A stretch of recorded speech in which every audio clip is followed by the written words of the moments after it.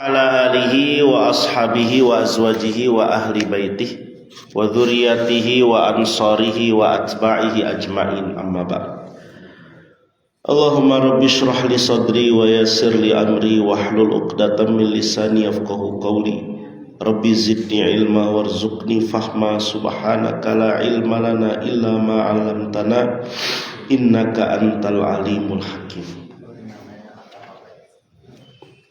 Alhamdulillah, puji syukur kita panjatkan kehadirat Allah Subhanahu wa taala yang dengan karunia nikmatnya kita hadir kembali di majelis taklim ini di Masjid Nurul Falah, melaksanakan kewajiban kita talabul ilmi. Salawat dan salam semoga Allah limpah curahkan kepada junjungan kita Nabi besar Muhammad sallallahu alaihi wa alihi wasallam. Hari ini kita berada di hari Sabtu 29 November 8 Jumadal Akhirah ya. Jadi sudah berada di Jumadal Akhirah dari Sabtu lalu ya. Di pertemuan yang ke-111 hari ini untuk fikih tematik bersama saya, 81 hari lagi menuju bulan suci Ramadan, 111 hari lagi Idul Fitri, dan 178 hari lagi Idul Adha. Pada kesempatan subuh hari ini kita akan bahas berkenaan dengan struktur sholat fardu ya. Ini bagian yang tidak kalah penting dalam ilmu fikih ya, karena memang salah satu kewajiban kita adalah mengetahui ilmu sholat.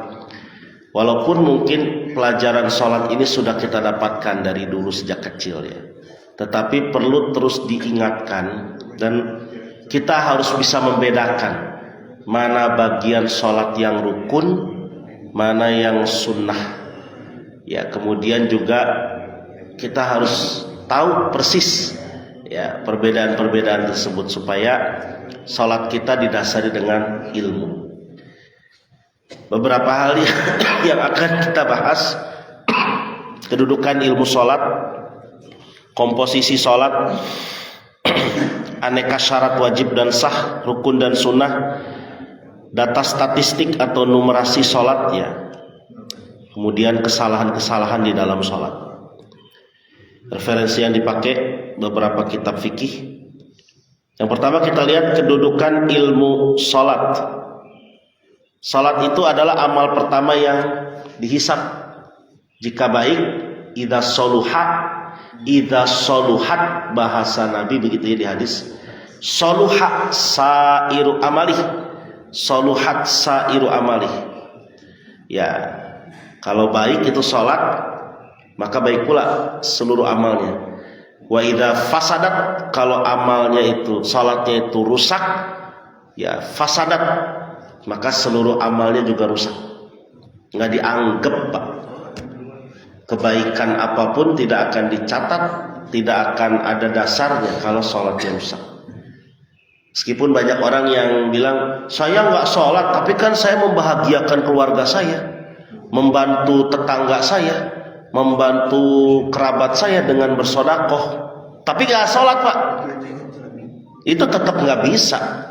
Dihisapnya ya udah aja, oh kamu nggak sholat, ya udah nggak usah nanya lagi, itu selesai urusan kamu. Bisa jadi langsung neraka ya, gitu. Kebaikan apapun nggak diakui kalau sholatnya udah rusak duluan. Jadi ini penting ya, hal pertama yang dihisap. Yakin nggak apa dengan yaumul hisab? Harus yakin, karena itu ada hari di mana kita akan ditanya. Enaknya sih dihisapnya dengan hisap yang mudah, enaknya ya. Hisap yang mudah tuh cuma ditanya doang, Bapak di mana tinggal? Menteng Asri. Oh, Jemaah Nurul Falah. Oh ya, udah lewat. Gitu Pak. Tapi yang nggak enak tuh kalau ditanyanya detil. Atau yang lebih bagus lagi nggak ditanya Pak, bi ghairi hisab, tanpa ditanya. Oh Bapak ini, udah bagus Bapak malah. Langsung tuh udah ditunggu sama malaikat Ridwan ya. Itu bakal dihisap. Salat tiang agama. Tanpa salat bangunan iman kita rapuh. Ilmu salat bersifat fardu ain. Ya, kalau belajar ilmu tajwid misalnya itu kan fardu kifayah. Tapi kalau salat itu fardu ain karena kewajiban salat sendiri fardu ain. Setiap muslim wajib mengetahui syarat wajib, syarat sah, rukun dan kesunahan. Jangan sampai masih terdapat miskonsepsi gitu ya, kalau bahasa kerennya mas ceritanya. Ya, kesalahpahaman orang ketika dia menganggap mengangkat tangan ini wajib dalam sholat, Pak. Padahal yang wajib itu bukan ngangkat tangannya. Dalam takbiratul ihram itu yang wajib adalah ucapan takbirnya. Sementara ucapan takbirnya nggak terucap, mulutnya itu balem. Kalau kata orang Bogor bilang balem. Apa balem, Bu? Ya, mingkem gitu. Mulutnya nggak ngomong ucapan Allahu Akbar, tangannya ngangkat. Dia pikir yang ngangkat tangan ini wajib. Nah itu kan berarti sudah tidak dengan ilmu sholatnya. Harus kita tahu, Pak, mana rukun, mana sunnah. Nanti sunnah juga ada lagi. Sunnah yang kena penalti sujud sahwi, sunnah yang nggak kena penalti sujud sahwi. Tidak sah beramal tanpa ilmu. Barang siapa beramal tanpa ilmu, amalnya tertolak. Dalam sebuah syair dikatakan, fakullu man bi ghairi ilmin ya'malu a'maluhu mardudatun la tuqbalu. Setiap amal, setiap perbuatan, ya, setiap orang yang beramal tanpa ilmu, fakullu man bi ghairi ilmin ya'malu, setiap orang yang beramal tanpa ilmu, a'maluhu mardudatun la tuqbalu, amalnya mardud, tolak, tidak diterima. Tapi lebih parah lagi, Pak, fa'alimun bi ilmihi lam ya'malan mu'adzabun min qabli ubadil wasan. Orang yang berilmu, alim, ngerti ilmu tapi nggak mengamalkan ilmunya, disiksa nanti di yaumil qiyamah lebih dulu dari para penyembah berhala. Wah, jadi lebih berat juga ya. Punya ilmu, nggak punya ilmu salat salah, ibadahnya salah. Tapi punya ilmu tadi amalkan gak salah. Gitu. Jadi kudu kumaha? Ya berilmu dan beramal, itu solusinya udah nggak ada lagi. Harus berilmu dan beramal. Jadi orang alim ngerti, Pak, tata cara sholat, ngerti ini segala macam, fakih banget, ya, paham banget. Tapi tarang ngamalkeun. Nah itu namanya ustadz calok, Pak, kalau kayak gitu. Ya calok, tahu calok ya? Coba kalau di jalanan itu tuh di Mawar gitu kan, ada angkot, parung, naik, dia mah tetap aja di Mawar, Pak. Ya, yang nggak enak itu kalau orang bantar kambing, tapi nurut aja, Pak, kambing masuk ke dalam. Dianya menungguin di sana. Nah itu calok namanya. Ya. Jadi ayo sama-sama, udah nggak ada jalan lagi selain berilmu dan beramal. Tentu proses ilmu itu. Ya, bagi yang belum tahu terus dia belajar sampai dengan nanti mengetahui. Beberapa dalil tentang pentingnya menjaga sholat ini, Al-Ma'un ayat 4 sampai 6 kita sudah sering baca ya. Fawailul lil musallin, kecelakaan bagi orang yang sholat. Wail di situ ulama banyak penafsiran. Ada yang bilang wail di situ celaka secara arti, artinya secara bahasa artinya celaka, wail. Tapi ada lagi yang menafsirkan wail itu sebagaimana di hadis Nabi, al-wailu, wail itu adalah wadin fi jahannam, salah satu lembah di neraka jahannam. Yang mana, Pak, neraka jahannam sendiri meminta perlindungan kepada Allah dari wail tersebut. Bayangkan. Jadi di sebuah dalam neraka jahanam itu ada sebuah klaster gitu. Klaster itu klaster wail namanya. Itu yang sangat mengerikan dan tidak ada yang mau masuk situ. Bahkan neraka jahanam sendiri minta perlindungan sama Allah. Ya Allah, jauhkan aku dari wail. Padahal wail ada di tubuh dia. Gitu. Ya mungkin kira-kira kayak penyakit di tubuh kita lah. Ada kanker ya. Nah, itu wail tuh penyakitnya itu, Pak. Kita sendiri berlindung dari penyakit itu, ya. Makanya celaka bagi orang yang sholat. Nah ini bisa jadi dalil. Yang sholat saja masih bisa cilaka, komodai anu entah sholat. Yang sholat aja masih bisa celaka. apalagi yang nggak sholat. Sahun, lalai, yuraun, pamer, ria. Beda kan kalau orang yang pamer dengan yang tidak pamer, sholatnya itu ya kelihatan dari segi durasi. Ukur aja Pak, kalau kita dalam sholat sendiri itu cepet banget, cuman 2 rakaat misalnya atau 4 rakaat bisa dalam 1 menit setengah, ya. Sementara giliran sholat ada orang dilama-lamain, takbirnya juga dikeren-kerenin Pak. Allahu Akbar, ada sedikit akbar. Kemudian hadis riwayat Imam Bukhari, Muslim, Imam Nasai tentang al-musi fi salat, ini hadisnya panjang. Jadi hadisnya itu diriwayatkan Imam Bukhari, Muslim, ada yang Imam Bukhari doang, ada yang Imam Nasai doang. Itu ketika Nabi sedang duduk di masjid, ada orang yang datang, ya, dia mau sholat, dia ngucapin salam kepada Nabi, Nabi menjawab salam. Setelah itu dia sholat. Beres sholat Nabi manggil, Jang, kasep ke dia. Kenapa ya Rasulullah? Kamu belum sholat. Kenapa ya Rasulullah? Kamu sholatnya itu nggak sempurna tadi. Coba ulangi, diulangi kedua kali. Dipanggil lagi, kamu masih belum sholat. Sampai 3 kali Pak. Baru Nabi ajarin, kalau sholat itu begini caranya, dijelasin satu-satu. Ya, sampai dengan Nabi mengulang-ulang itu kalimat tumakninah. Nanti kita bahas ya, ada tumakninah itu. Tumakninah hatta tatma'inna raki'an. Ruku kamu sampai kamu tumakninah dalam ruku. Wa'tadil, kemudian kamu i'tidal hatta tatma'inna, ya, qaiman, sampai kamu i'tidalnya dengan tumakninah. Wasjud, sujudlah kamu hatta tatma'inna sajidan, sampai kamu tumakninah dalam sujud. Masya Allah, itu Nabi sabar sekali Pak menghadapi orang itu, ya. Nah, itu hadisnya terkenal, namanya hadis al-musi fi sholati, orang yang jelek, buruk dalam melaksanakan sholat. Langsung dikoreksi oleh Nabi. Kemudian hadis Imam Tirmidzi, Imam Nasai tentang amal pertama yang dihisab tadi ya, di hari akhir adalah sholat. Bagus buruk semua amal kita tergantung. Jadi percuma dia bilang saya sudah membantu, ada kan sementara artis ya, dia jarang sholat, tapi dia bilang saya membantu anak yatim, saya menyedekahkan harta saya. Itu nol Pak dianggapnya, kalau sholatnya sebagai wadah utamanya tidak dikerjakan dengan baik. Malah ada sebuah hadis riwayat Imam Ibnu Asakir, walaupun dipertanyakan kesahihannya, tapi setidaknya secara makna ini bagus untuk memotivasi ya.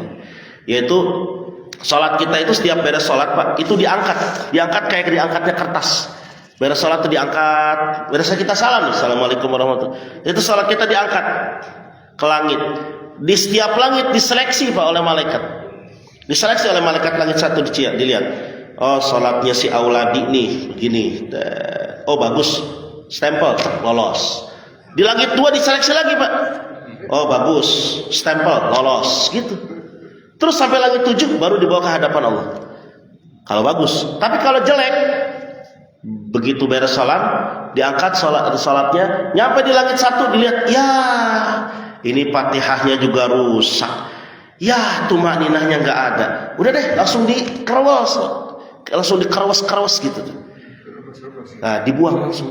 Dibuangnya ke siapa? Dilemparkan lagi ke wajah kita yang sholat tanpa kita rasakan. Coba bayangkan kalau seumur-umur sholat kita dibegitukan oleh Allah. Berarti selama ini nggak pernah naik sholat kita ke hadapan Allah. Nah, maka menjaga sholat ini penting. Ilmu sholat ini penting. Harus selalu diingatkan. Komposisi sholat ya. Kita akan lihat bagaimana komposisi sholat ini. Lapisan struktur sholat yang utama. Pertama ada syarat wajib, syarat sah. Nanti kita rinci ya. Tidak boleh ditinggalkan syarat ini. Dari sebelum mulai hingga sholat selesai. Jika ditinggalkan tentu saja sholatnya tidak sah ya.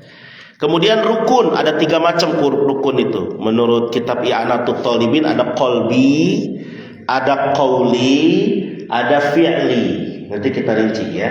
Qalbi itu jelas dari maknanya udah bisa dipahami. Qalbi itu hati, ya. Qauli ucapan, fi'li perbuatan.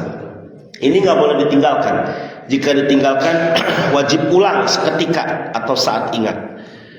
Kemudian kesunahan ada nanti 2, ab'ad dan hayat salat itu.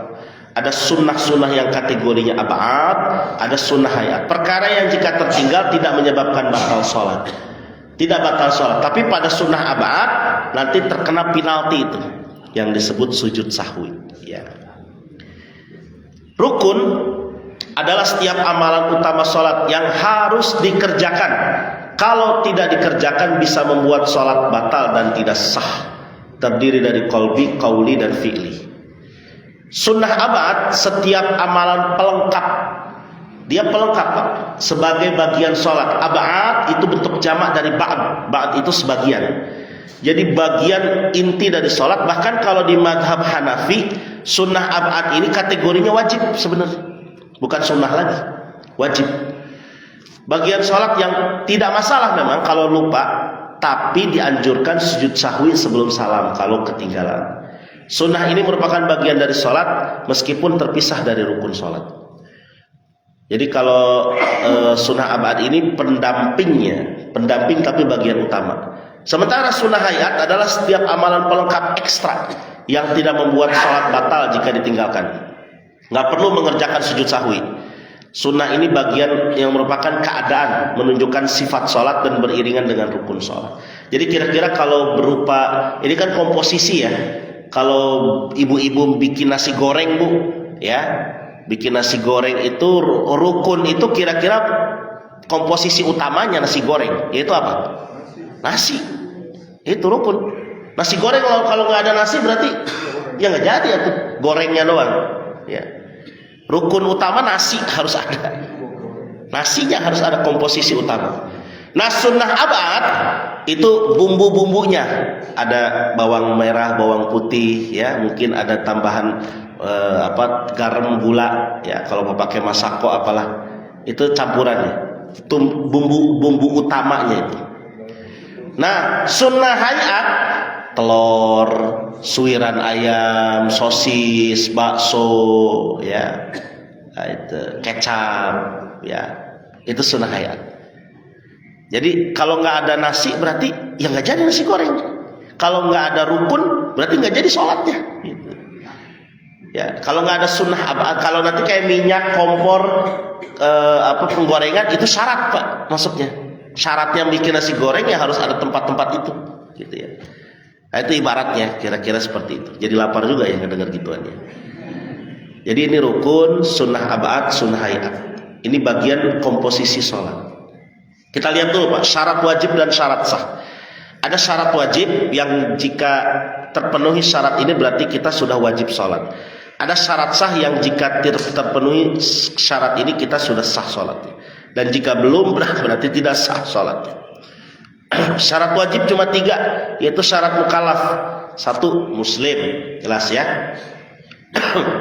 Uncle Trump tidak wajib sholat Pak dia, ya. Dia karena dia non muslim. Akil, nah, ini berakal. Ya, saya pernah cerita barangkali ya di masjid ini ketika saya kebagian khutbah di rumah sakit Marzuki Mahdi bukan di masjidnya. Dulu sedang renovasi. Masjid Al-Hidayah itu di komplek Marzuki Mahdi sedang renovasi.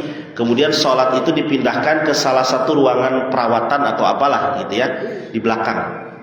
Nah, saya sholat di situ. Pas lagi sholat, lagi khutbah Pak, saya lagi khutbah Jumat, tiba-tiba di belakang ada bapak-bapak diri langsung gitu Pak.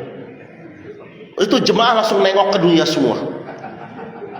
Itu langsung disuruh duduk. Kata perawatnya, itu nggak taunya orang yang masih sakit jiwa tapi sudah mulai recovery. Saya juga pernah Pak di Marzuki Mahdi juga diundang acara Rajaban. Pernah diundang acara Rajaban. Ingat betul itu tahun 2019 kalau nggak salah atau 2020. GR juga saya kan asik nih ngisi Rajaban, kirain direksi yang saya isi teh pengajian direksi. Nggak taunya punya pengajian ODGJ Pak. Beneran Pak, ODGJ. Saya kira direksi beneran tuh. Saya udah GR duluan, asik pengajian direksi nih gitu kan.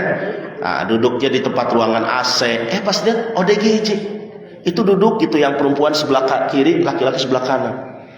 Ya, saya bilang, "Pak, ini saya nggak salah." "Enggak, Ustaz.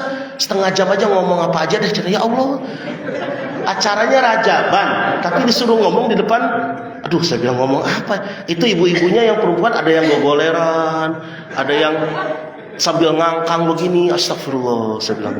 Laki-lakinya ada yang sambil bengong, ada yang sambil main-main. Di belakangnya ada mahasiswi perawat tuh, mungkin dari sini ya, dari akademi keperawatan tuh, mereka duduk di belakang. Tapi tetap aja Pak, ya Allah, saya ngomong aja udah, saya ngomong seadanya, ya. Udah, dan untungnya si itunya bilang, kebetulan kan hari Jumat ya, udah mau mepet mau Jumatan. Dianya bilang si panitianya tuh, Ustaz nggak usah lama-lama, setengah jam, alhamdulillah, saya bilang gitu. Ya udah saya ngomong, udah gue segitu tetap ada tanya jawab Pak, ya tanya jawabnya kaditu kadinya, pertanyaan kemana gitu ya, tema kemana, saya bilang ya udahlah, tapi ngikutin aja lah gitu ya. Nah itu Pak, orang tidak berakal, artinya kalau memang sakit jiwa ya tidak wajib ya. Tapi kalau masih dalam proses itu silahkan, pastikan bisa dijaga gitu ya. Kemudian yang berikutnya balik, anak kecil tidak wajib tapi diajak, dididik sholat. Syarat sah suci anggota tubuh dari hadas dan najis, ini sahnya sholat. Pastikan tubuh kita tidak terdapat najis, tidak dalam kondisi hadas. Boleh jadi ada orang yang habis wudunya kurang sempurna, atau dia lupa tadi malam habis junub, itu boleh jadi Pak ya. Tadi malam habis junub, dia lupa belum mandi, sholat saja di masjid. Begitu pulang diingetin sama istrinya, Papa tadi ke masjid kan? Iya. Udah mandi Pak? Belum. Astagfirullah, itu kan Bapak baru ingat mandi, sholatnya ulangi lagi gitu. Boleh jadi Pak. Kemudian yang kedua, menutup aurat dengan pakaian yang suci. Kemudian yang ketiga, berdiri di tempat suci. Yang keempat, mengetahui sudah masuk waktu. Ini sudah pernah kita pelajari dulu, waktu-waktu sholat ya. Sudah tahu waktu sholat masuk waktu. Masuk waktu bukan hanya cukup dengan jam, tapi lebih kepada itu adalah kita bisa mengetahui, oh kalau muncul fajar, subuh. Kalau matahari sudah condong ke arah barat, zawal, tergelincir, itu zuhur. Kalau bayang-bayang suatu benda sudah lebih daripada bendanya itu sedikit, itu asar. Kalau matahari tenggelam, kepalanya sudah nggak ada, tinggal semburat sinar matahari di atas lembayung senja, itu maghrib. Ketika cahaya lembayung senja sudah hilang sama sekali berganti hitam, itu isya. Harus tahu Pak, itu harus tahu persis. Kemudian menghadap kiblat ya. Alhamdulillah masjid kita ini sudah pas kiblat. Yang sempat berubah itu i'tisam belakang ya, itu Pak Haji Husain, ketua DKM-nya almarhum ya, itu sempat di 2022 waktu itu atau 2023 ya, itu mengontak saya, Ustadz ini banyak keluhan dari jemaah, katanya kiblatnya nggak sesuai. Itu saking nggak sesuainya Pak, ada yang jemaah itu yang sholatnya nggak lurus menghadap kiblat, tapi dia mencong gitu, nggak lurus menghadap tembok ya, dia mencong sendiri gitu ya, itu kan jadi nggak bagus. Akhirnya setelah diskusi panjang, saya bilang udah Pak Haji, saya anterin aja ke Kementerian Agama. Saya anterin ke Kementerian Agama tuh dekat Al-Ghazali. Ketemu sama bagian Bimas Islam pagi itu jam 9, jam zuhurnya Pak langsung datang bagian Bimas Islam ke i'tisam. Langsung diukur pakai bandul, pakai alat-alat pengukur itu. Setelah diukur kira-kira sampai menjelang asar selesai dan dikasih sertifikat. Nah, itu sertifikat itu menjadi patokan ya, bahwa masjid ini sudah diverifikasi arah kiblat. Itu penting itu ya, supaya betul-betul sesuai. Kalau di Kompas itu kiblat itu untuk wilayah Jawa itu ke arah barat laut, itu sekitar di angka itu 295 ya derajatnya itu. Karena kalau kita lempeng ke arah ngulon, kalau Pulau Jawa ini kan kalau sholatnya ngulon ke arah barat, itu kita sholat menghadap Somalia Pak. Somalia. Sementara kita harusnya sedikit condong. Ya. Baik. Kemudian rukun dan sunnah. Rukun sholat tadi ya, ada yang kolbi. Apa kolbi itu? Bahasa hati. Ini harus muncul Pak, gumam di hati. Apa dia? Cuma satu, niat. Pastikan niat ini muncul berbarengan. Kalau di madhab Syafi'i, niat itu berbarengan dengan takbiratul ihram. Kalau di madhab Hanbali, begitu kita takbiratul ihram atau setelah takbiratul ihram masih bisa. Kalau menurut madhab Hanafi tidak perlu munculkan itu. Toh dengan kita sudah dari rumah melangkah masuk masjid, itu sudah niat. Gitu. Di rumah kita gelar sejadah itu udah niat. Nggak usah pakai munculkan lagi. Kalau di mazhab Syafi'i nggak bisa, harus diresmikan dengan muncul di hati. Selain yang usoli ya, kalau usoli itu sunnah, lafaz. Tapi yang wajibnya itu begitu takbir Pak, harus bareng kalau di mazhab Syafi'i. Jadi teknisnya itu begitu kita mau takbir, sudah siap-siap, udah baca usoli, udah beres, baru takbir. Nah niat yang sebenarnya tuh pas takbir ini, Allah. Di sini gumamkan, saya niat sholat subuh 2 rakaat fardu karena Allah Taala. Hu akbar, begitu. Harus Pak. Bahasa istilahnya itu khotorul qalb, lintasan hati. Kalau kata orang Bogor bilang disebut kereteg, bukan kretek, bukan kereteg. Kereteg tuh muncul gitu di hati. Bahasa hati aja, mau pakai bahasa Arab, bahasa Sunda, bahasa Jawa, terserah. Kereteg gitu. Ya. Harus muncul Pak. Kalau itu nggak muncul, belum sah sholatnya. Terutama menurut mazhab Syafi'i. Itu harus muncul persis berbarengan takbir. Makanya juga banyak orang yang diulang-ulang. Ini karena nggak yakin. Begitu dia ngangkat, Allah, belum muncul kan? Allah, turun lagi. Allah, turun.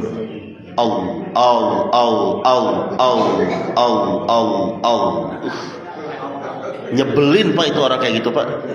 Kalau di sebelah kita melihat yang digaplok gitu.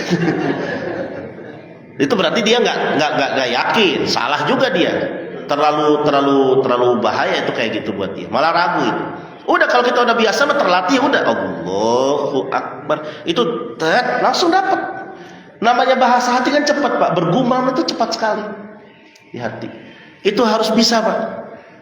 Karena itu konsentrasi kita yang paling dasar dalam sholat.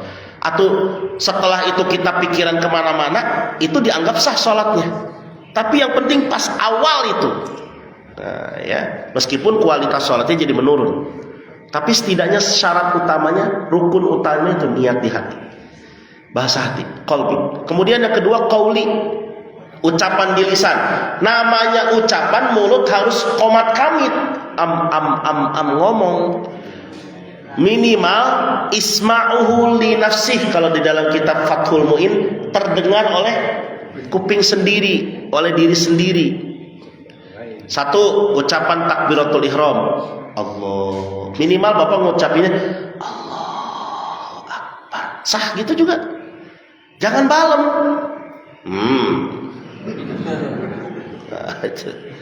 Cuman doang ya. Atau nggak ngucapin apa-apa. Allahu Akbar. Minimal apa istilahnya ngaharewas, kalau ya kata bahasa orang Bogor mah ngaharewas, Allahu Akbar gitu. Terus bacaan surat Al-Fatihah jelas. Setiap ayatnya kita baca. Kalau sholat sendiri kita baca. Sebagai makmum menurut mazhab Syafi'i kita baca lagi setelah imam. Ya menurut mazhab Hanbali gak usah.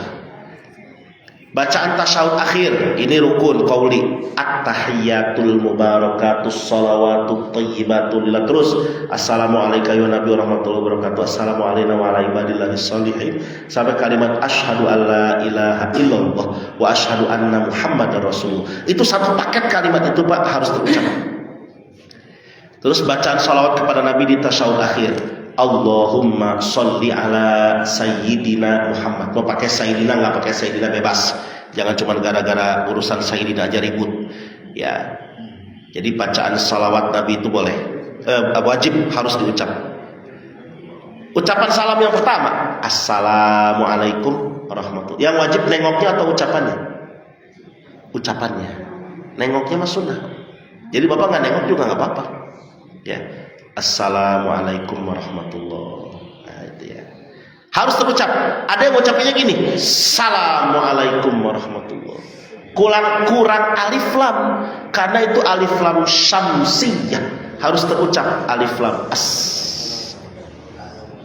Jangan salam doang. Assalamualaikum warahmatullahi. Assalamualaikum. Karena itu kebiasaan lagi di luar sholat sih. Kalau setiap ketemu cuma Waalaikum. Lam, ya, mending assalamualaikum, kum, lam, ya. Jadi ke bawah dalam sholat, assalamualaikum warahmatullahi. Assalam, baca itu, ya. Qauli Pak harus sempurna. itu takbiratul ihram, Fatihah terutama ya. Masya Allah Fatihah ini paling-paling deh. Makanya jangan sembarangan. Tentu Fatihahnya harus difasihkan, satu tasdid saja kurang dalam Al-Fatihah Pak, itu tidak sah salat. Tasdidnya nggak benar. Panjangnya dibaca pendek, yang pendek dibaca panjang. Huruf sin dibaca shin. Contohnya ketika baca sirata ya, sebagian ada yang baca ihdinas sirat. Nah, ihdinas sirata. Shi padahal si sad.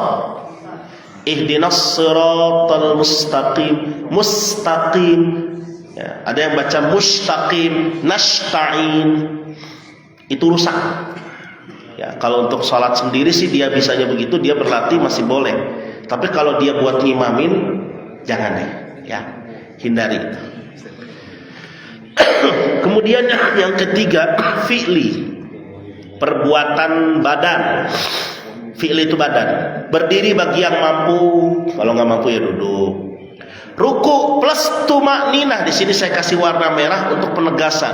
Nabi itu dengan tegas mengatakan warka hatta tatma'inna raki'an. Ruku dan tumakninah dalam ruku. Tumakninah itu apa? Diam sejenak, sekedar mengucapin tasbih subhanallah. Ucapan tasbihnya mah sunnah.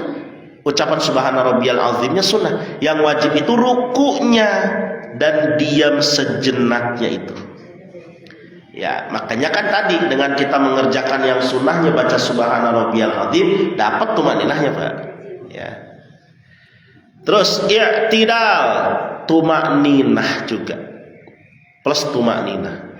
Sujud plus tumakninah, diam sejenak. Duduk antara dua sujud plus tumakninah. 4 ini nih. 4 rukun salat fi'li ini yang ada tumakninah. Ruku, i'tidal, sujud, duduk antara dua sujud. Karena bacaan pada keempat ini sunnah semua. Kalau berdiri kan udah jelas Fatihah udah wajib, udah otomatis pasti tumakninah itu mah. Ya. Nah, tapi pada 4 ini seringkali cepat-cepat, rukunya cepat, i'tidalnya cepat, sujudnya cepat, duduk antara dua sujudnya cepat. Seperti apa? Kalau ayam macok, ya, ayam macok cepat. Kalau kata kakek saya mah di Betawi itu dibilangnya itu Pak, lu sholat kayak capung cebok katanya. Pernah lihat capung cebok Pak? Coba capung kan begini terbang dia, cuma nyempel di air, pluk gitu langsung. Nah, nempelnya baru sebentar sujud, udah bangun lagi. Tumakninahnya nggak dapet. Sama duduk tasyahud akhir, tawaruk dan tertib ya. Kita dengar ketika ada sholat tarawih tercepat di dunia ya. Tapi juga setelah diklarifikasi oleh pihak wartawan gitu kan, kiainya diwawancara, menurut kiainya itu sudah tumakninah ya, dengan ritmenya menurut kiainya ya, wallahu alam lah.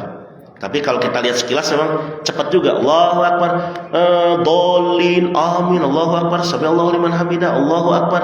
Menurut kiainya itu sudah dapat tumakninahnya sedikit, sudah dapat syarat tumakninah. Itu versinya beliau lah ya. Tapi kalau kita di Nurul Falah sholat tarawih secepat itu, masya Allah ya. Iya. Nah, kemudian kesunahan sebelum sholat fardu. Jadi tadi kan rukunnya qauli fi'li. Sunnah sholat itu ada sunnah sholat sebelum sholat fardu, ada kesunahannya Pak. Bukan qauliyah badiyah, bukan. Itu mah sholat sunnah. Ini ada kesunahan yang jangan ditinggalkan sebelum sholat fardu. Pertama itu azan. Sekalipun Bapak sholat sendiri, ya, dan memang belum adzan misalnya, ya di masjid belum adzan, atau mungkin Bapak sedang di suatu tempat nggak ada adzan, Bapak adzan dulu. 17 kalimat kok. Allahu akbar, Allahu akbar, Allahu akbar, Allahu akbar. Asyhadu an la ilaha illallah, asyhadu an la ilaha illallah, asyhadu anna Muhammadar Rasulullah, asyhadu anna Muhammadar Rasulullah. Hayya 'alas shalah, hayya 'alas shalah, hayya 'alal falah, hayya 'alal falah. Kalau salat subuh apa? As-salatu khairum minan naum, as-salatu khairum minan naum. Allahu akbar, la ilaha illallah. 17 kalimat kalau untuk salat subuh ya. Kalau salat selain subuh berarti 15. Itu adzan. Sendiri adzan Pak. Kalau memang di masjid belum, atau Bapak jauh dari masjid, sedang berkunjung ke satu kampung, nggak ada masjidnya, Bapak salat adzan dulu. Terus iqamah, ya, iqamah menjelas 11 kalimat. Allahu akbar, asyhadu an la ilaha illallah, asyhadu anna Muhammadar Rasulullah, hayya 'alas shalah, hayya 'alal falah, qad qamatis shalah, qad qamatis shalah, Allahu akbar, la ilaha illallah. 11 kalimat. Minimal qomat, Pak. Minimal iqamah, ya. Ya apalagi Bapak udah kesiangan subuhnya jam 5:30 kurang nih kayak sekarang, ya. Bapak sebelum sholat adzan dulu, udah gitu di teras rumah lagi, ya. Siap-siap aja Pak, ya. Ya kalau kayak gitu Bapak cukup qomat saja, minimal qomat deh, minimal qomat.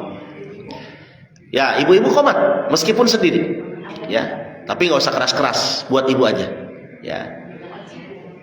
Tidak, masuknya tadi kan, ini materinya apa namanya? Sunnah. Artinya bapak ibu kalau nggak adzan nggak iqamat sah nggak sholatnya? Sah. Tapi kesunahan itu jangan ditinggal. Minimal qomat, minimal iqamah. Sunnah ab'ad, ini bagian sholat mendekati wajib. Jika tertinggal sujud sahwi. 1. Bacaan tasyahud awal. Duduk tasyahud awalnya iftirash, sholawat kepada Nabi dan keluarganya pada tasyahud awal. Lengkap ini.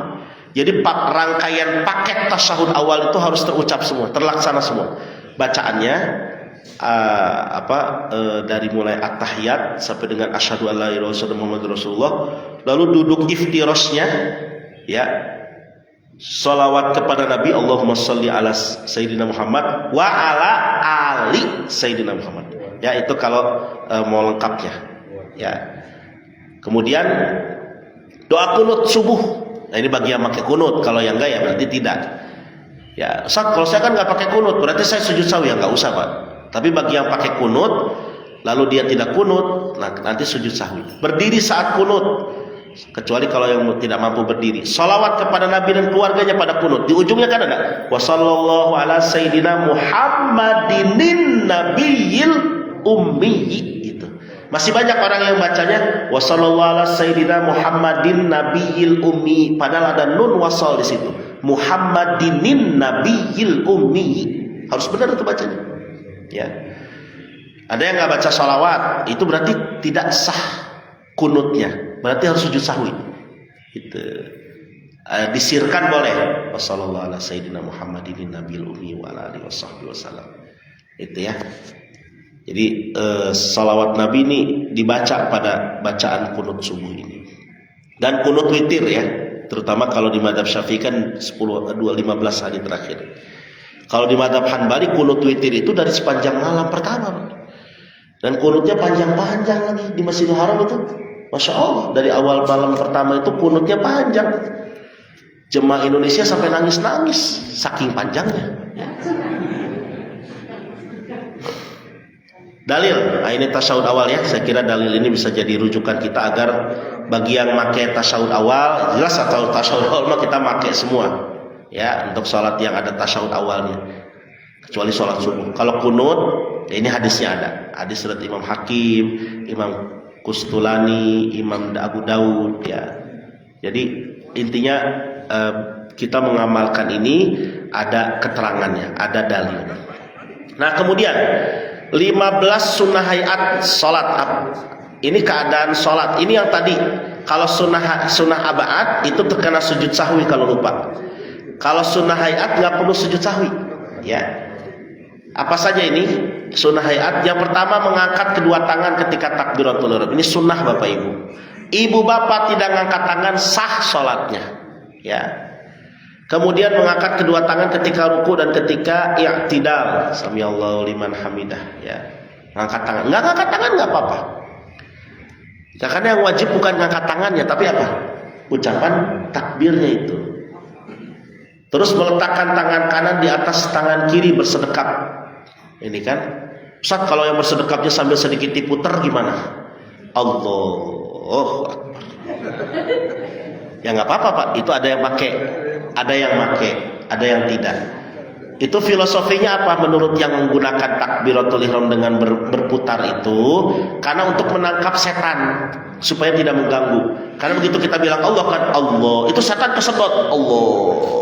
Langsung kita tewak, benang siah gitu tuh,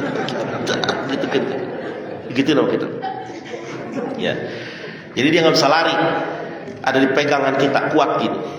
Tapi bagi yang enggak ya enggak. Enggak ngangkat juga enggak apa-apa, Pak. Enggak bersedekap juga enggak apa-apa. Madhab Maliki salatnya langsung. Ya Allahu Akbar. Begini aja udah. Ada yang ngangkat dulu Allahu Akbar. Langsung begini tangannya. Terurai begini aja udah tangannya. Nah, itu enggak apa-apa. Karena memang tidak wajib. Ya. Nah, tapi memang ngangkat tangan ini sebagai tanda kita ini takluk kepada Allah dan menunjukkan, ya Allah saya ini memang menyerah kepada Engkau. Ini tanda takluk, Pak. Dan kalau kita lihat tangan kita ini memang sudah disetting untuk ibadah kepada Allah, untuk zikir kepada Allah. Lihat aja, jari jemari kita sering dipakai zikir kan kalau pada sholat 33. Hitung Pak buku jari ini semua 33 totalnya. Buku jari kita ini 33 dengan gini aja udah cukup. 33 itu udah setting. Terus jari telapak tangan kita lihat Ibu Bapak lihat sekalian. Telapak tangan kanan ada angka 1 dan 8 dalam bahasa Arab. Telapak tangan kanan ada angka 1 dan 8 dalam bahasa Arab. 1 dan 8 berarti berapa? 18. Yang kiri lihat telapak tangan kiri ada angka 8 dan 1. 8 dan 1 dalam bahasa Arab. 8 dan 1 berarti 81. 18 tambah 81 sama dengan 99. Kalau main gapleh QQ Pak itu. 99 itu al-asmaul husna. Masya Allah. Udah disetting makanya begini. Allah. Ya Allah saya nyerah ya Allah. Saya pasrah ya Allah. Begini udah. Itu udah disetting begitu. Tapi tidak wajib. Itu maksudnya kategori sunnah. Makanya ngangkat tangan beda-beda kan. Ada yang di sini katanya harus nempel sama kuping. Allah. Mesti kudu kita Allah. Ada yang nempel sejajar, ada yang sebahu, ada yang di sini, ada yang di dada. Allahu Akbar. Ada yang sedikit dia ngangkat. Allahu Akbar. Ya nggak apa-apa itu silahkan cara saja. Ada yang bersedekapnya di sini. Allahu Akbar. Allahu Akbar. Allahu Akbar. Ada yang di kanan, ada yang di kiri. Itu perbedaan, nggak ada masalah. Yang masalah yang nggak sholat, begitu aja udah. Membaca doa tawajuh iftitah. Ini versinya juga ada dua ya. Ada yang inni wajjahtu wajhiya, ada yang Allahumma ba'id baini wa baina khotoyaya kama ba'adta bainal masyriq wal maghrib. Allahumma naqqini min khotoyaya kama yunaqqa thawbul abyadu minad danas. Allahumma ighsilni min khotoyaya bil ma'i wath thalji wal barad. Silahkan. Dua-duanya benar ya. Ada riwayatnya yang Allahumma inni wajjahtu itu memang di hadisnya bunyinya wajjahtu wajhiya, tidak pakai ini. Tapi di hadis lain dikuatkan pakai ini, boleh. Ya, jadi tidak ada masalah. Inni wajjahtu itu hadis riwayat Imam Muslim. Kalau yang Allahumma ba'id baini wa baina khotoyaya hadis riwayat Imam Bukhari. Dua-duanya benar. Dua-duanya boleh dipilih. Tidak dibaca pun sah salat. Karena itu sunnah. Sujud sahwi enggak Ustaz? Tadi, ini kan hayat, enggak usah sujud sahwi. Terus membaca ta'awudz sebelum Fatihah, a'udzubillahi minasyaitonirrajim, baca meskipun sir. Membaca jahar pada waktu jahar, membaca sir pada waktu sir. Artinya kalau sholat zuhur jatahnya sir. Boleh nggak Ustaz kalau saya baca jahar? Boleh. Tapi itu tidak sunnah gitu. Ya. Atau justru sebaliknya pas Bapak sholat maghrib sendiri di rumah, misalnya Ibu sholat maghrib, Bapak sholat maghrib sendiri di rumah, dibacanya sir, itu salah. Justru sholat maghrib dibaca jahar, terdengar oleh diri kita dan orang sekeliling kita. Jadi kencangin nggak apa-apa, Pak. Bismillahirrahmanirrahim, gitu ya. Sholat maghrib sendiri misalnya di rumah. Terus membaca kalimat amin, ya itu pada setelah Fatihah. Kemudian membaca surat setelah Al-Fatihah. Ini surat ini pilihan, ya. Silahkan mau dibaca, silahkan mau surat apapun. Minimal seayat udah cukup. Afdol minimalnya 3 ayat. Afdol minimalnya 3 ayat. Dan kalau di Fathul Muin disebutkan 1 surat penuh meskipun singkat itu lebih afdol daripada potongan-potongan ayat. Itu kata Fathul Muin, ya. Kemudian membaca takbir tiap-tiap bangkit dan turun dalam berbagai gerakan sholat. Allahu Akbar. Nah, itu kan ketika bangkit dari sujud takbir. Membaca kalimat tasmi' dan Rabbana lakal hamd sami Allahu liman hamidah. Membaca tasbih pada ruku dan sujud. Bacaan tasbih pada ruku subhana rabbiyal azim, sujud subhana rabbiyal a'la. Sunnah itu, nggak dibaca juga nggak apa-apa. Tidak usah sujud sahwi. Tapi tentu kalau nggak dibaca sayang dong sholat kita. Meletakkan kedua tangan di atas kedua paha saat duduk dengan membentangkan tangan kiri dan mengepalkan tangan kanan kecuali jari telunjuk saat tasyahud. Jadi kalau pas duduk tawarruk ya, atau duduk tasyahud awal, iftirash, itu tangan kirinya begini terbentang, tangan kanan begini Pak mengepal. Ya. Malah dalam beberapa keterangan kitab seperti di I'anatul Talibin ini kalau bisa membentuk angka 3 dan 5 ini Pak begini. Ini 5 bahasa Arab ya. Dan 3 begini, jadi begini. Jadi begitu kita tasyahud tinggal asyhadu alla ilaha illallah ini ya. Itu pun sunnah. Jadi begini pun sunnah. Enggak begini juga enggak apa-apa. Jangan masalah kalau ada orang yang diem pas tasyahud, ada yang diginiin. Ada yang digini-giniin. Bapak jangan kesel kalau ada sebelah Bapak begini-begini. Kesel amat saya, langsung aja dikasih jempol, sweet. Gak usah Pak. Terus duduk iftirash pada semua duduk sholat, duduk tawarruk pada duduk akhir. Jadi kalau pada semua duduk dalam sholat, iftirash itu yang kaki kirinya diduduki oleh pantat kita, kaki kanannya nenggak begini. Kalau duduk tawarruk, kaki kanan tetap nenggak, kaki kiri nyeplos ke dalam. Gitu ya. Itu duduk akhir, duduk tawarruk. Membaca kalimat salam yang kedua. Itu 15 sunnahiyat ini kalau tidak dilakukan sah sholatnya. Ya. Tapi tentu saja tidak perlu sujud sahwi. Tapi tentu saja ya kurang loh. Ya. Kan tadi kita ingin ada suplemennya dalam sholat supaya lebih afdol, supaya lebih bagus.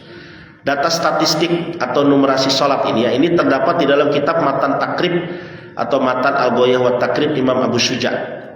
Beliau mengatakan ini dalam teks Arabnya, wa raka'atul faraid sab'ata asyara raka'atan, jumlah rakaat salat fardu 17. Di dalam 17 itu arba'un wa thalathuna sajdatan, ada 34 sujud.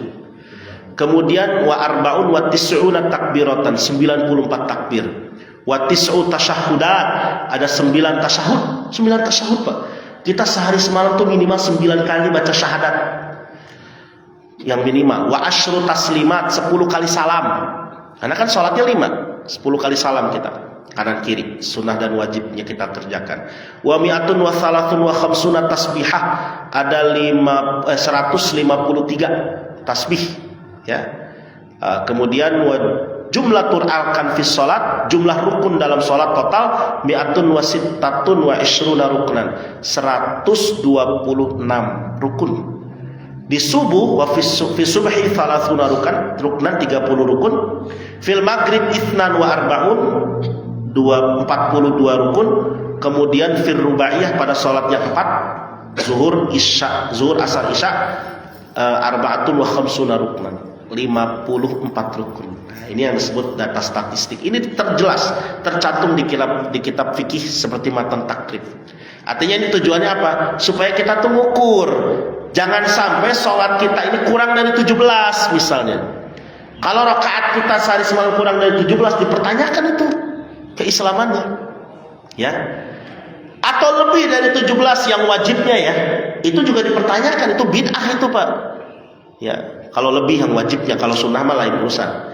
Ini yang wajibnya kok lebih. Kamu berapa rakaat sholat wajib? Saya mah 20. Di mana eta tilu deui gitu. Itu nggak mungkin. Itu bid'ah itu Pak. Ya. Nah, jadi disinilah penting kita ngukur-ngukur ini ya, bilangan numerasi agar kita bisa memahami ya. Nah, yang berikutnya terakhir, kesalahan dalam sholat. Dalam hal prolog sebelum mulai, tidak istinja dengan sempurna. Mohon maaf Pak ya, kalau kita istinja itu kadang-kala suka masih ada sisa-sisa cairan di ujung kemaluan kita. Kalau laki-laki di ujung zakar, ibu-ibu di ujung farji, masih ada sisa. Sudah bersih Ustadz, sudah pakai air doang tuh kurang dapat Bapak Ibu. Maka lebih bagus itu selain air, di fikih itu dijelaskan pakai batu. Zaman dulu pakai batu. Sekarang batu itu dikiaskan kepada tisu. Lebih bagus. Malah tisu dulu biar nggak nyebar kotorannya. Beres itu baru tinggal diairi. Gitu. Itu batu dulu memang. Ya, atau ya sejenis batu lah tadi ya, tisu. Asal jangan benda-benda yang mubazir ya, istinja pakai roti tawar. Ya. Kadang-kadang suka ada di ujung Pak, cairan itu masih Coba ada beberapa orang yang begitu sholat seperti kayak mau keluar lagi airnya. Itu kan berarti ragu-ragu, kurang tuntas. Itulah mengapa kita kalau sedang istinja disunnahkan ngedehem, istibro kalau kata Imam Al-Ghazali di kitab Bidayatul Hidayah itu. Ngedehem. Gitu. Tapi jangan kenceng-kenceng yang bisa keluar jeung bukur-bukur nanti ya. Gitu aja. Asal tuntas. Dan jongkok, bayana Pak ya, kalau ibu-ibu mah jelas jongkok, bapak-bapak jongkok. Jangan dibiasain diri kecuali darurat. Kalau nggak ada tempat jongkok, itu pun dengan teknis yang hati-hati. Jangan sampai nyiprat airnya ke baju kita. Terus tidak berwudu dengan sempurna. Ini nih siku nih Pak. Kadang-kala orang tuh kalau wudu enak aja. Pas wudu nih, ini nggak digulungnya cuma sampai sini doang. Ini belum kena atau siku. Harus begini Pak. Tuh kena ini. Ini banyaknya cuma segini doang. Sayang baju. Coba orang-orang tua dulu Pak kalau di kampung. Itu gimana kalau mau wudu? Dibuka dulu. Bajunya dibuka, digantungin, dia pakai kaos kutang doang wudu supaya kena siku itu. Itu saking pentingnya tuh wudu dengan sempurna. Nggak sah Pak, percuma. Jika junub, dia tidak atau belum mandi junub dengan sempurna, kesalahan itu. Ya, mandinya nggak pakai niat. Dia mandi tadi sebelum sholat subuh, pas habis malam Jumatan. Ngapain malam Jumat Pak? Yasinan, ya. Dia malam Jumat, ya. Katanya kan membunuh Yahudi itu malam Jumat Pak, motivasi buat istrinya. Malam Minggu membunuh Nasrani, ya. Malam Sabtu membunuh Majusi, cek istrinya beuki we sia mah gitu ya.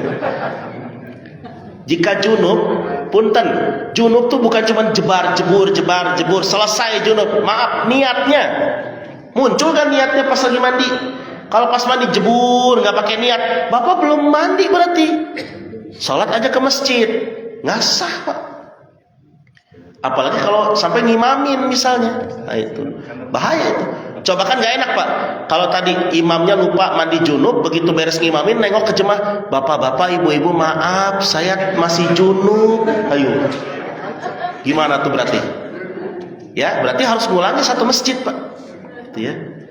Jangan disorakin kalau kayak gitu Pak ya. Nabi pernah Pak lupa mandi junub, tapi beliau sebelum sholat waktu itu. Jadi ceritanya dalam hadis itu sahabat udah mulai komat nih, udah berdiri, udah berdiri, Nabi udah di depan. Tiba-tiba pas mau takbiratul ihram, Nabi balik ke kamarnya lagi. Kan dari mihrabnya Nabi ke kamarnya kan dekat ya, di Raudhah itu kalau sekarang. Beliau balik lagi. Sahabat saling nengok satu sama lain. Ada apa Rasulullah balik lagi? Oh mungkin ada yang ketinggalan, tungguin aja. Ada sekitar 1, 2, 3 menitan lah, nggak lama. Nabi keluar lagi, rambut beliau mengucur air. Ya sahabat nggak banyak nanya. Udah nih, sholat aja. Beres sholat, baru sahabat tanya, ya Rasulullah, tadi mengapa engkau pas masuk ke kamar lalu engkau keluar lagi dalam kondisi basah? Aku baru ingat tadi pas mau takbir, aku junub. Itu Rasulullah. Nah, itu kan enak Pak, clear ya kalau kayak gitu ya. Tadi masalahnya kalau udah beres salam, imamnya baru ingat, ya, ngulangin satu masjid. Masih terdapat najis di badan, pakaian, dan tempat. Tidak iqomah, ini kesalahan meskipun bukan wajib, tapi ini sering diabaikan. Menurut kita nggak qomat sunnah iya etama. Tapi karena meninggalkan yang sunnah sholat kita jadi kurang pas, kurang sempurna. Tak qomat meskipun sendiri Pak, meskipun sendiri. Kemudian secara fi'liyah tidak tumakninah terburu-buru tadi. Allahu Akbar, samiallahu liman hamidah ya. Ruku tidak sempurna, padahal dia mampu Pak ruku dengan 90 derajat, dia baru kurang dari itu sudah ruku. Nah, ini nggak sempurna. Sujud tidak sempurna, terhalang benda pada dahi. Ini. Jadi kalau dalam sujud kita itu tidak boleh kening ini terhalang oleh benda yang menempel di badan. Misalnya apa? Peci. Bapak-bapak pakai peci gini. Ya, makanya kalau dalam sholat saya mah lebih enak kalau peci diginiin Pak. Nah, supaya ini kening langsung nempel. Walaupun kalau begini juga nggak apa-apa. Masih kena ini sebagian sini. Tapi ada yang pakai peci kan begini Pak. Nah, ini begini sedikit.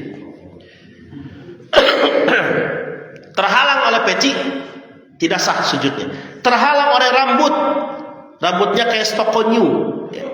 Gini tuh, gini lagi turun lagi poni ya, nggak sah. Atau ini sorban, bapak pakai sorban, sorbannya panjang banget. Pas sujud, sorbannya kan jatuh di tempat sujud, plek gini. Bapak sujud di atas sorban, tidak sah. Kenapa tidak sah? Karena sorbannya dipakai badan kita, menghalangi tempat sujud. Kecuali kalau sorbannya dilepas begini, Pak, taruh di situ, sujud di atas sorban yang tidak dipakai, itu tidak masalah. Itu dianggapnya sejadah aja, ya. Jadi yang tidak boleh itu kalau terhalang oleh benda yang terpakai oleh badan kita. Kemudian i'tidal sangat cepat, belum tegak sempurna sudah sujud. Itu kesalahan dalam sholat. Kemudian secara qauli, membaca aneka bacaan tergesa-gesa. Al-Fatihahnya tergesa-gesa, ya. Kemudian bacaan sujud, ruku, i'tidal itu tergesa-gesa. Ya, walaupun kalau cepat nih Al-Fatihah bisa satu napas, Pak. Asalkan tartil sebenarnya tidak masalah, ya. Tapi kalau tidak ada hajat kebutuhan yang sangat perlu, ya jangan. Biasanya kalau taraweh itu dibaca itu dengan sedikit cepat, ya. Yang penting tartil. Tidak membaca doa iftitah, ini seringkali terjadi pada sholat sunat biasanya. Ya, pada sholat sunat tidak baca iftitah, langsung Fatihah saja. Surat juga nggak dibaca, walaupun sah. Tapi ini kesalahan yang sifatnya itu akan mengurangi kualitas sholat kita. Tidak membaca doa duduk antara dua sujud dengan benar. Rabbighfirli warhamni wajburni Allahu akbar. Padahal baca apa 8 itu? Rabbighfirli warhamni wajburni warfa'ni warzuqni wahdini wa'afini wa'fu anni. Ya Allah, Pak, itu kalimat istimewa banget. Ya Allah, ampunilah aku, Rabbighfirli warhamni, sayangilah aku, wajburni, tambahlah kesalahanku, wahdini, berilah aku hidayah, wa'afini, ya, berilah aku kesejahteraan. Jadi dimulai dari Rabbighfirli minta ampunan, diakhiri dengan wa'fu anni minta maaf. Lengkap sudah itu. Dibacanya buru-buru. Rabbighfirli warhamni Allahu akbar. Hal lain, salat sambil melihat HP, walaupun dibolehkan kalau melihat mushaf, mazhab Syafi'i membolehkan. Tapi kalau mushafnya lewat HP, Pak, itu akan bahaya, Pak. Begitu Bapak lihat mushaf, ada panggilan, ya Bapak angkat dulu. Ya, itu ngaco kan salatnya. Ya. Atau salat HP-nya disimpan di bawah dalam posisi terbuka. Ya, nanti begitu ada panggilan Bapak mati ini udah pakai kaki masa itu. Ya. Kan nggak bisa, nggak konsen, Pak. Jadi HP memang betul harus di silent, ya, atau di mode senyap, atau matikan dulu aja kalau pas sholat. Nanti pas sholat baru. Tidak fokus, ya. Ini nih dinding ini, Pak, ini bisa ngelihat orang di belakang kita, Pak. Ini dinding ini nih. Coba Bapak sholat di sini, di depan sini, kelihatan. Oh, Pak Yasin baru datang. Kelihatan. Ini nih. Ya itu tantangan, bukan berarti harus ganti dinding, enggak. Ini cuma karena ubin, apalagi di beberapa masjid lain ininya hitam. Kalau hitam jelas kelihatan pantulan dari sana itu. Si kumis takarak datang, gitu. Kelihatan, Pak. Ya, jadi ini bisa mengganggu fokus juga. Kalau kita aja sendiri tantangan buat kita, ya. Terus ketika kita pikiran kemana-mana, yaitu meskipun itu tidak merusak, tidak menyebabkan batal sholat, tapi khusyuknya kurang dapat. Makmum mendahului imam, ya, itu jelas merusak sholatnya dan masih memikirkan urusan dunia. Maka dari itu pastikan, kata Nabi apa? Kalau ada istilah makanan sama makanan sudah terhidang, sholat sudah dikumandangkan, iqomat, mana yang didahulukan? Makan dulu. Idza uqimatis shalah wa hadarul asya fabda'u bil asya, hadis riwayat Imam Bukhari. Kalau makanan sudah terhidang, ya, kemudian adzan iqamat sudah dikumandangkan, dahulukan makan supaya tuntas. Ya, jadi kalau Bapak antar aja deh, ibunya udah ngehidangin nih, ya, ikan apa namanya, pais peda, pepes peda, ya, sama nasi liwet, gitu kan, sama sambal semur jengkol, ya, dan sambal goreng pete, gitu. Itu begitu sudah siap, kata Bapak, ntar mah deh, Papa mau sholat isya dulu. Itu pas sholat isya, Pak, itu ikan peda melayang-layang, Pak. Ya, Ya pete itu kebayang jengkolnya, aduh keletuk-keletuknya enak banget itu dicocol sambal ya Allah. Kebayang. Udah makan aja dulu. Ya. Ustaz jadi telat berjamaahnya. Nah, itulah dia resiko. Makanya kalau bisa ya sebelum itu, makannya sebelum sholat, ya, sebelum waktu sholat tiba ya. Ya cuman istrinya juga mungkin baru beres masak sudah dihidangkan. Ya. Itu kepikiran. Beres makan ternyata pengen sholat perutnya ngeblok-blok. Ya udah ke air dulu aja. Jangan dulu sholat ya. Nah itu beresin dulu Pak. Ya, memang artinya bukan berarti tanggung-tanggung itu bukan berarti salah juga. Dalam beberapa kondisi supaya nggak kepikiran. Lagi kerja nih di kantor, memang sudah azan, bagusnya berhenti. Tapi ini tanggung kalau ini nggak diselesaikan, kepikiran dalam sholat itu. Tinggal bagian penutup doang, sedikit lagi. Itu sebenarnya masih bisa. Artinya bukan melalaikan tujuan kita. Ya Allah, saya ingin sholat saya khusyuk. Tinggal bagian penutup doang sedikit. Tak, udah beres, baru ke masjid sholat. Itu artinya supaya nggak kepikiran. Nanti kan kebayang bagian penutup kalimatnya gimana, ini bagaimana. Nah, ini penting ya agar fokus kita itu dalam sholat hadir hati.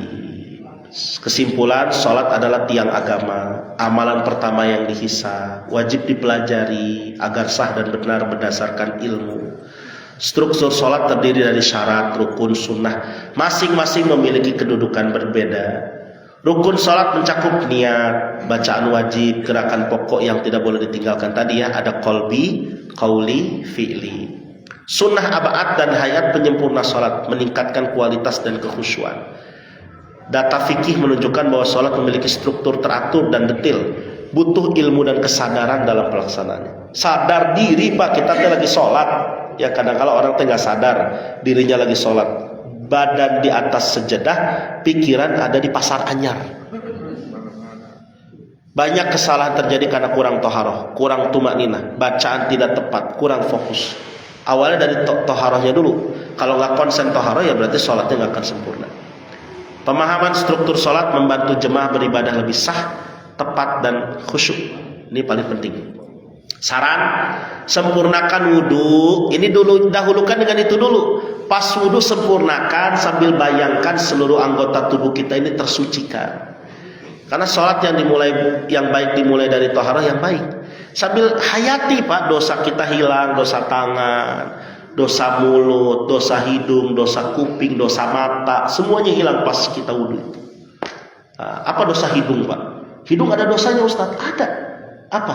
Sombong. Buktinya kita kalau dipuji yang mekar apanya? Nah itu hidung. Biasakan tumakninah. Ya, pelan-pelan aja. Ada mau ngejar apa sih? Buru-buru teuing, ya. Santai aja. Ya, sesuai sunnah. Perbaiki bacaan wajib terutama Fatihah ya. Di sini kita kan ada tahsin, ada Ustadz Najib, ada Ustadz Aang. Ikut Pak kalau bagian tahsin teh, diikut belajar kalau bisa dilatih gitu ya. Ustadz tolong dong, saya pengen diteskan bacaan Fatihah saya tuh dulu belajar huruf shod saja Pak, itu sampai dicolok lidah saya sama guru ngaji saya waktu kecil. Dicolok, dia nggak geli tuh guru saya tuh. Shod dia guru. Saya masih bacanya shot, bukan begitu. Nih, buka mulut kamu. Tuh di sini gitu ya Pak. Shot gitu ya. Do terus walad do. Masih banyak yang baca walabdol. Sedikit-sedikit lah setiap hari bertahap ya. Fokuskan hati, jadikan sholat sebagai waktu terbaik. Kok giliran makan kita bisa fokus? Coba nanti pulang dari sini nih sarapan, lontong sayur, nasi uduk pakai telur. Itu bisa fokus makan deh Pak. Ya Allah nikmat. Sambil ngomong pulang dari sini ada nasi uduk dengan telur, tadi sudah terhilang. Nikmat Tuhan kamu mana lagi yang kamu dustakan? Wah, nggak gaya. Sambil update status. Tapi giliran sholat pikiran kemana-mana. Bisa nggak sholat kita kayak makan? Menikmatinya. Belajar bersama di masjid agar kita saling menguatkan, memperbaiki ibadah. Jadi ngaji ini penting Pak ya. Jangan bosan kalau ngajinya ada Pak kajian toharo, kajian sholat. Itu mengingatkan. Ya, jangan begitu ada kajian toharo ngaji toharo melulu katanya gitu. Itu mengingatkan. Serta tadi menghargai perbedaan, yang pakai kunut dan tidak kunut nggak usah ribut lah ya, sambil masing-masing punya pegangan masing-masing. Iftitahnya nggak usah dipermasalahkan ya. Iftitah yang Allahu Akbar kabiro ini wajah tuh dengan Allahumma ba'id, silahkan. Jaga kebersihan kenyamanan masjid sehingga semua jemaah merasa mudah beribadah. Artinya kita nyaman ya di masjid, nikmat. Sebenarnya masjidnya udah nikmat Pak, tinggal kitanya, hatinya gitu. Masjidnya nggak nikmat, hati kita juga nggak nikmat. Masjidnya nikmat, masih belum nikmat juga, berarti yang salah bukan masjidnya, diri kita. Karpet udah diganti sampai hijau begini, masih belum nikmat juga masa. Ya itu kemarin merah ngomong, merah mau kayak PDI misalnya. Begitu sekarang udah hijau, ini pakai P3, aku ada kawan mana teh karpet teh gitu ya. Misalnya. Artinya di sini bukan masalah bangunan masjidnya, bukan sebenarnya. Tapi kembali kepada kita. Kalau kita masjidnya di kampung, di surau gitu kan, cuman dari bambu-bambu, tapi ada nikmat, masya Allah. Itu tergantung kembali kepada kita. Tegur dan ingatkan sesama dengan lemah lembut. Kalau memang ada yang salah nih, nggak usah negurnya dengan keras-keras ya. Kamu sholatnya kok kayak kelihatan cepat banget sih? Kamu kenapa kalau qobliyahnya cepat banget kelihatannya? Nggak usah ditegurnya dengan keras-keras. Kamu sholatnya kenapa cepat-cepat gitu? Sholat qobliyah, belum sholat itu mah. Ya jangan begitu Pak. Tanya baik-baik, beritahu baik-baik. Apalagi minta dukungan sama orang. Benar gak begitu? Benar gak begitu? Nah, itu berarti menjelekkan orang di hadapan orang lain dengan bingkai ukhuwah Islamiyah. Syukran katsiran, terima kasih, hatur nuhun. Nanti bahasan-bahasan selanjutnya ya. Masih ada beberapa bahasan yang kita akan kaji. Silakan Ibu, mangga. Terima kasih Pak Ustaz. Assalamualaikum warahmatullahi wabarakatuh. Waalaikumsalam. Mohon maaf Pak Ustaz, jawabannya gini. Waduh, masya Allah. Lanjut. Yang pertama tadi koma Pak Ustaz. Saya sering jamaah perempuan aja nggak baca di koma Pak Ustaz. Jadi info baru kita selalu sebaiknya baca di sebelumnya udah Pak Ustaz. Kemudian ada pertanyaan Pak Ustaz. Niat Pak Ustaz. Tadi kan sebaiknya niat itu saat takbiratul ihram. Padahal kebiasaan umumnya itu niat itu sebelum Ustaz. Itu gimana? Itu sebelum takbiratul ihram, sebenarnya baru Allahu Akbar. Itu yang pertama. Terus yang kedua, saya pernah dengar, pernah baca kalau sholat itu meskipun berjamaah sebaiknya bibirnya bergerak mengikuti bacaan. Walaupun suaranya sebaiknya jangan keluar supaya tidak mengganggu makmum yang lainnya. Yang kedua Ustaz. Kemudian yang ketiga, kita seringkali menemukan orang yang sulit Ustaz, misalkan duduknya yang sempurna. Jadi mungkin karena duduk atau kakinya sakit jadi dia kakinya melebar, jadi tidak sesuai yang seharusnya. Itu bagaimana Ustaz? Kemudian tadi Ustaz jelaskan kalau kita habis misalkan pipis gitu ya Ustaz, sebaiknya pakai tisu dulu baru pakai air. Yang sering sekarang ini Ustaz pakai air dulu baru pakai tisu Ustaz. Nah itu hukumnya gimana? Jadi air dulu. Terus satu lagi Ustaz, perempuan itu kan kalau Indonesia mukenanya lebar tuh Ustaz. Jadi seringkali waktu sujud sedikit mukenanya itu justru yang menutup saja jadi dahinya itu kena gitu, karena kalau sujud itu kan dia terbuka lebar gitu Ustaz, tidak bisa ditarik gitu. Terima kasih Ustaz. Baik.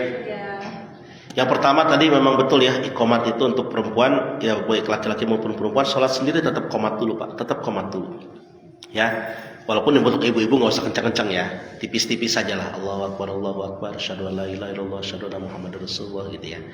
Kemudian niat takbiratul ihram bukan yang sebelum. Yang sebelum itu talaffuz bin niyah, melafadzkan niat. Itu sunnah.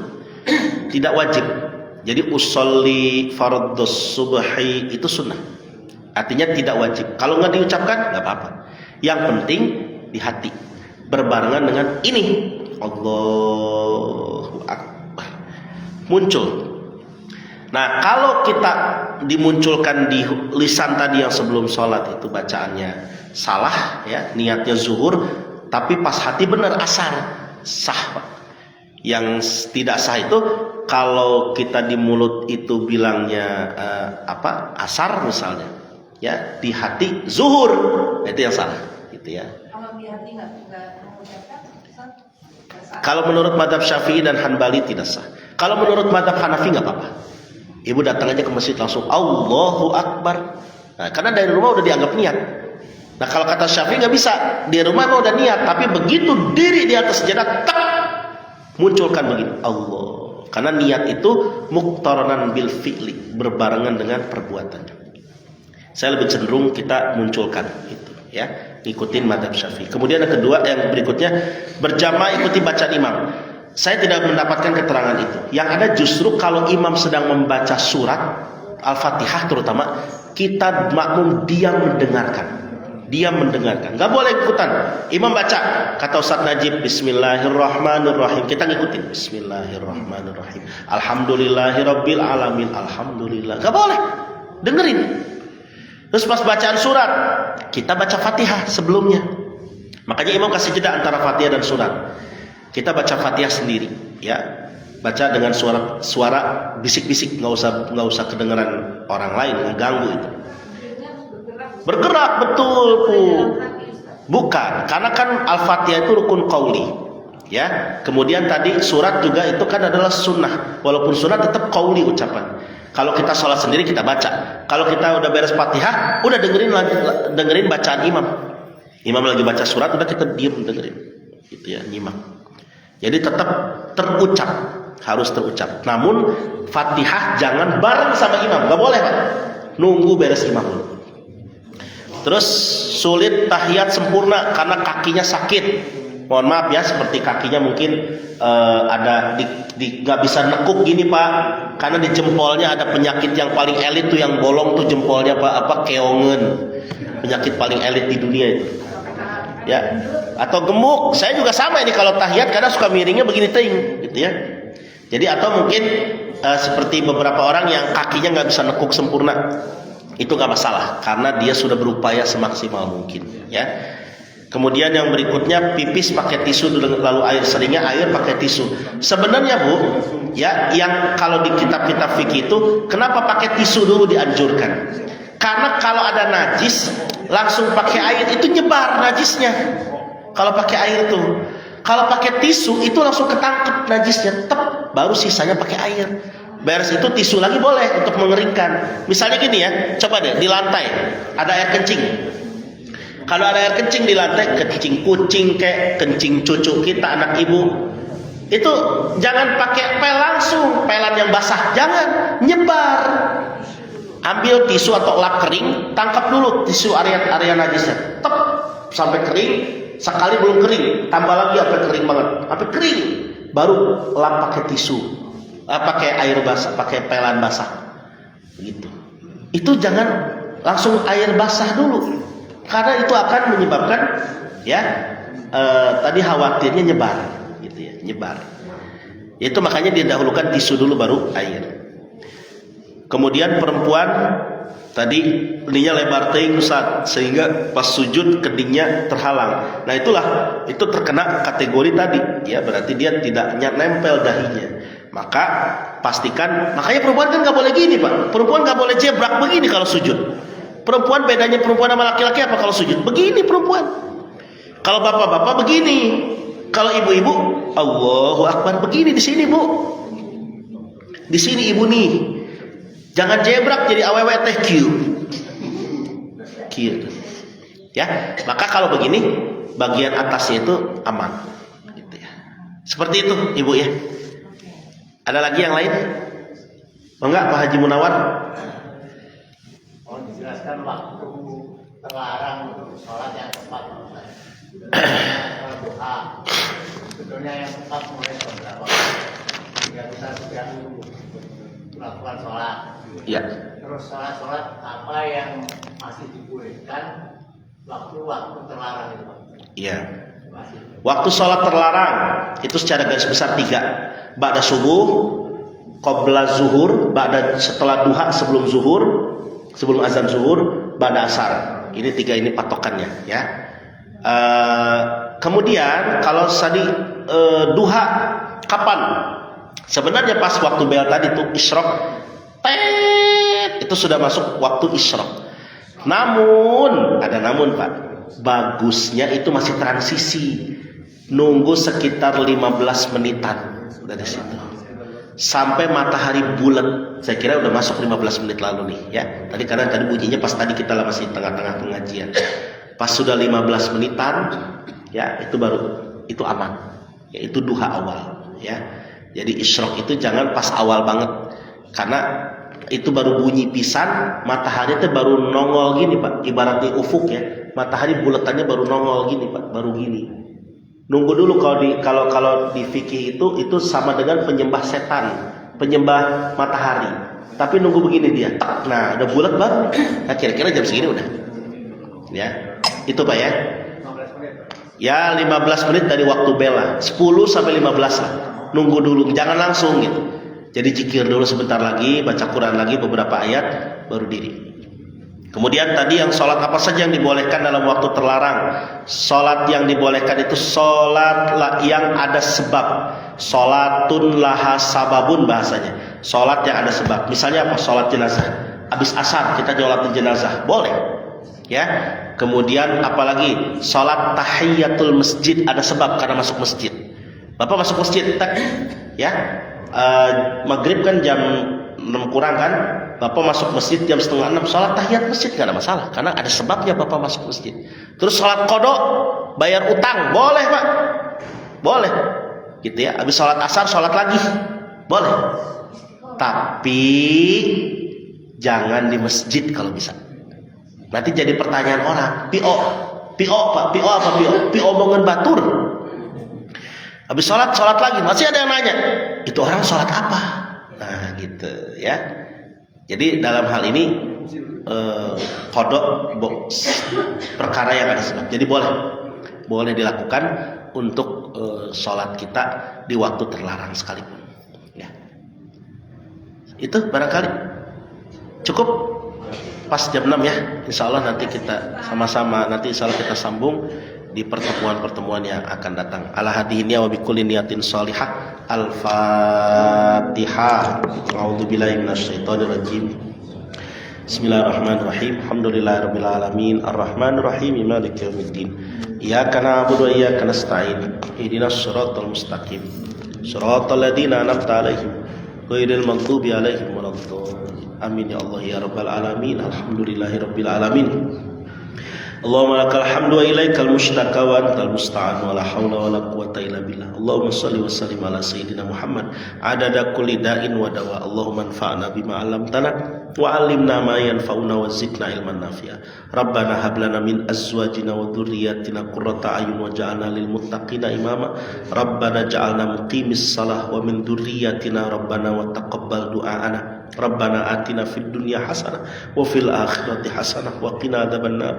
Wa sallallahu ala sayyidina Muhammadin wa alihi washabbihi wasallam. Subhana rabbika rabbil izzati amma yasifun wa salamun alal mursalin walhamdulillahi rabbil alamin. Subhanaka